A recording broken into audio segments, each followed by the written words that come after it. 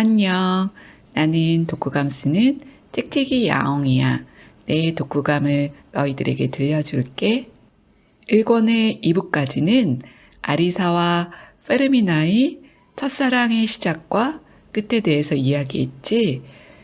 1권의 마지막인 오늘은 또 다른 남주 후베날 우르비노 박사와 페르미나와의 만남과 결혼을 말해주려고 해. 후베날 박사는 파리에서 외과의사 전문의 과정을 마치고 고향으로 돌아왔지.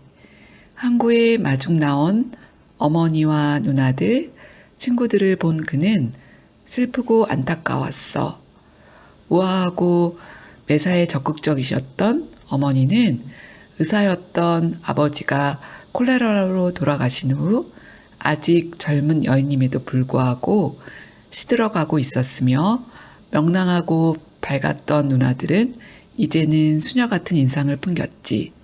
친구들은 불투명한 정치 상황과 내전으로 겉으로는 멀쩡한 듯 보였지만 불안에 떨고 있었어. 파리에서 유학하고 있을 때는 고향이 그리웠는데 정작 돌아와 보니 그곳은 그가 유학 떠나기 전의 도시가 아니었고 사람들도 변해 있었지. 집은 거의 돌보지 않아 엉망이었고 도시는 위생 상태가 너무 나빠 악취가 도처에 나고 있었으며 시장은 도살장에서 나온 사체와 내장들 그리고 그 때문에 쥐들과 개가 들끓었지. 박사는 도시의 하수도 시설을 정비하고 빈민구역에 화장실을 만들어 식수 상황을 개선해야 한다고 건의했지만 번번이 그의 의견은 무시당했어. 그러나 그는 아버지가 콜레라로 사망했기 때문에 무엇보다도 그 병에 관심이 있었고 도시에 다시 콜레라 환자가 생겼을 때 바로 알아보고 즉각적이고 적극적인 대처를 해서 유행을 막은 것을 인정받아 원래 가문의 후광에다 실력까지 갖춘 탁월한 의사로 존경을 받기 시작했어. 그는 28살로 유서 깊은 후작 가문의 자제에다 뛰어난 외모와 풍채 그리고 탁월한 즉흥 피아노 연주와 춤솜씨, 즉 그의 개인적인 매력과 그의 집안이 소유한 막대한 재산으로 인해 상류 계급의 아가씨들에게 가장 인기 있는 사람이었어. 그는 그들과 즐겁게 어울리긴 했지만 품위를 지키며 누구의 손에도 닿지 않은 매혹적인 존재였지. 그런 그가 페르미나 다사의 서민적인 매력에 무릎을 꿇고 만 거야. 그녀와의 만남은 동료 의사가 18살의 어느 젊은 여자 환자가 콜레라에 걸린 것 같다고 해서 그녀를 진찰하러 집을 방문해서였어. 그 집은 공원 옆에 있었는데 아는 것과 다르게 너무도 아름다워 이런 곳에 하나님께서 계실 것 같다는 느낌을 주며 전혀 콜레라가 있을 것 같지 않았지. 하녀는 아가씨가 지금은 아버지가 없어서 진찰을 받을 수 없다고 했고 그는 하녀가 괜찮다고 한 시간 저녁 5시에 다시 들러. 그녀의 아버지가 직접 문을 열어주고 방으로 안내했어. 방의 침대에는 하늘색 실크 슈미즈를 입은 어린 처녀가 누워 있었는데 의사가 더 쑥스러워했는지 그녀가 더 쑥스러워했는지는 아무도 모르지만 둘 다 이 광경을 보고 있는 그녀의 아버지를 의식하고 있었지. 박사가 환자에게 앉으라고 부탁하고 슈미즈를 허리까지 내려. 그러자 아무도 손대지 않은 그녀의 가슴이 어두운 방 안에서 성광처럼 빛났어. 그녀가 손으로 가슴을 가렸지만 박사는 손을 떼고 살갗에, 가슴에, 등에 귀를 대고 청진을 해. 박사는 두고두고 이 순간을 즉 레이스가 달린 하늘색 슈미즈, 고열로 뜨거웠던 눈, 그리고 어깨까지 풀어헤친 긴 머리카락은 기억나지만 본인은 콜레라를 걱정해 아무 감정의 동요도 느끼지 않은 채 그녀가 화사하게 젊은 처녀였다는 사실을 몰랐다고 했지만 그녀는 솔직하게 박사는 자신을 제외한 그 누군가도 사랑할 수 없는 현학자로 보였다고 해. 다행히 진찰 결과 장염이었고 그녀의 아버지는 그에게 비싼 왕진비를 줬을 뿐 아니라 그의 가문이 보여주는 광채에 매료되어 박사를 또 만나기 위해서 무엇이든 할 작정이었지. 그러나 그것으로 그와 그녀의 만남이 끝난 줄 알았지만 다음 주 화요일에 아무도 부르지 않았는데 박사는 페르미나를 찾아와 괜찮은지 확인하며 혀를 내밀어 보라고 했어. 페르미나는 왜 그가 자기가 부르지도 않았는데 찾아왔는지 알 수가 없었지. 그러면서 그가 그녀에게 갓 피어난 장미 같군요 하며 음악 좋아하세요? 라고 물었고 마침 그 시간에 친구들과 미술 수업 중이었는데 친구들이 박사와 페르미나와의 만남을 보고 웃으며 수군거리자 화가 난 그녀는 문을 쾅 닫아버렸어. 박사는 순간 당황하며 현관문으로 나가려고 했고 이 모습을 지켜보고 있던 아버지는 박사에게 다가와 잠시 기다리라며 페르미나에게 사과하라고 하지.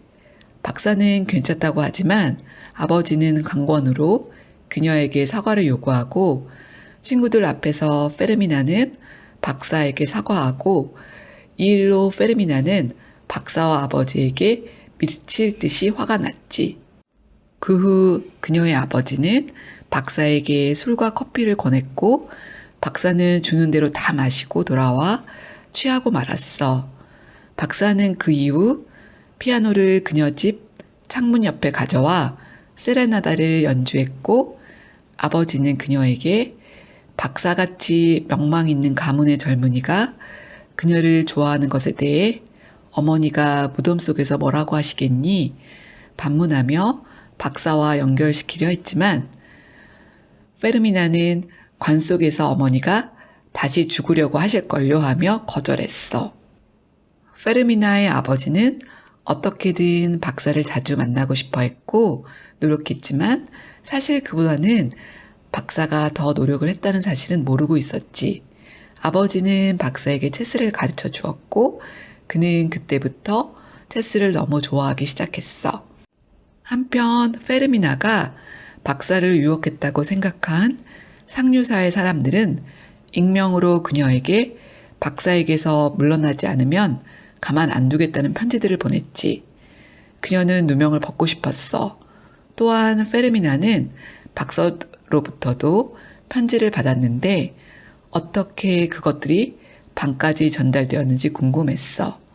어쩌다 한 통을 열어보았는데 너무나 간결하고 진지해서 그동안의 분노가 사라지는 듯했고 그래서 편지를 보관하려 보니 그곳에 아리사의 편지가 있었다는 것이 떠올려지며 그 불쌍한 사람이라는 생각이 들어 박사의 편지를 불태워버렸지. 그러던 어느 날 자기를 퇴학시켰던 교장 수녀가 찾아와 다시 복학시켜주고 졸업장을 주겠다고 하며 그녀를 박사와 연결시켜 주려 했지만 원래부터 그 수녀를 너무도 싫어했던 페르미나는 그녀마저도 돌려보냈어. 만약에 크리스마스에 사촌 언니가 오지 않았다면 아마 박사와 페르미나는 맺어지지 않았을지도 몰라.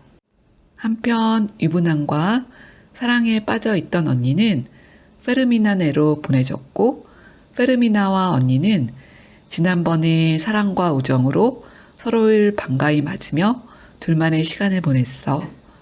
언니는 페르미나와의 이 사랑이 끝나버렸다는 것에 놀라움에 빠져 아리사를 만나러 갔다. 그를 만나보고 페르미나가 왜 그와 불같은 사랑에 빠져 있었는지 의아해하다가 그녀가 페르미나의 친척인지도 몰랐지만 친절히 도움을 주는 아리사를 보고 페르미나에게 그는 불쌍하고 공상맞아 보여.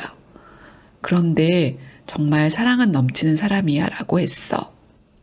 언니는 페르미나의 수녀 같은 고독한 삶에 대하여 놀라며 활기를 불러 넣으려고 했지. 페르미나는 언니랑 이곳저곳을 다녔고 다니면서 곳곳마다 아리사와의 편지를 숨겨놓은 추억이 있는 곳들과 자신과 아리사와의 사랑이 싱그루에 불가하다고 느낀 곳을 알려주었어. 언니는 모든 순간, 모든 장소에 아리사와의 추억이 있음을 페르미나에게 일깨워줬지만 페르미나는 인정하고 싶어하지 않아 했어. 그러던 어느 날 도시에 벨기에의 사진사가 나타나 사진관을 차렸는데 페르미나와 언니는 돌아가신 어머니 옷장을 뒤져 옛날 숙녀 복장과 진한 화장을 하고 사진을 찍으러 갔지. 그 사진은 둘에게 평생 간직될 사진이었어. 가족들은 언니가 죽었을 때 귀중품 속에 그 사진을 발견했고 페르미나는 60세까지 그 사진을 보관하다가 돌연 그것이 사라졌었는데 우연히 그것은 아리사의 손에 들어갔고 아리사는 다시 페르미나에게 주게 될 사진이었지. 사진을 찍고 나왔을 때 거리에는 사람이 너무 많았고 그 둘의 모습을 본 사람들이 놀려댈 무렵 갑자기 황금빛 줌마가 끄는 살인마차가 그 둘 앞에 섰어. 언니는 거기서 내린 청년의 세틴 모자, 예쁜 무늬가 있는 조끼, 현자 같은 태도, 눈에서 풍기는 감미로움에 더해 그가 자연스레 가지고 있는 권위에 빠져들었지. 자기 마차를 타라는 그의 호의에 언니는 홀랑 타버렸고 페르미나도 탈 수밖에 없었어. 10분이면 도착할 집이 길이 막힌다는 이유로 오래 걸렸고 그동안 언니와 박사는 말 잇기 놀이 그리고 언니가 신발이 불편하다며 부츠도 벗어버리고 성장을 하느라 입었던 코르셋까지 벗어버리려고 하자 페르미나는 화를 내었고 분위기가 싸해졌지. 그리고 그들은 마차에서 내리면서 언니가 먼저 박사에게 악수했고 페르미나도 어쩔 수 없이 악수를 하려는데 박사가 손을 놓지 않고 기다리고 있습니다라고 이야기했고 페르미나는 장갑을 그의 손에 남겨두고 집으로 들어갔지. 언니는 들떠 박사의 우아하고 멋진 모습, 빨간 입술, 하얀 이빨을 칭찬했고 페르미나는 언니에게 아무 감정 없이 언닌 진짜 해픈 여자야 라고 말을 던졌어. 그날 밤 페르미나는 잠을 이루지 못했고 아침에 언니가 깨기 전에 박사에게 좋아요 박사님 아버지와 이야기해 보셔요 라는 메시지를 보냈지. 한편 아리사는 페르미나가 명문가 출신에 돈이 많고 나이에 비해 상당한 명성을 가진 유학파 의사와 결혼할 거라는 소식을 듣고 절망에 빠진 거야. 아들이 시곡을 잃고 하염없이 울며 정신없는 것을 본 어머니는 남편의 형제이자 유산 상속인인 삼촌에게 찾아가 아들을 선박회사의 일자리를 구해주고 이 도시의 소식이 전해지지 않을 먼 곳으로 보내달라고 부탁해. 하지만 삼촌은 사생하지만 조카밖에 필부치가 없었던 형을 생각해 먼 곳이지만 괜찮은 도시에 전신 기사 자리를 구해줘. 그는 그곳으로 배를 타고 떠나게 돼.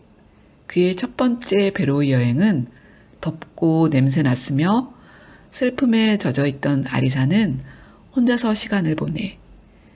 그러던 어느 날 배의 뒤편을 지나다 누군가가 그를 빛이 보이지 않는 선실로 끌어들이고 그를 덮쳤어.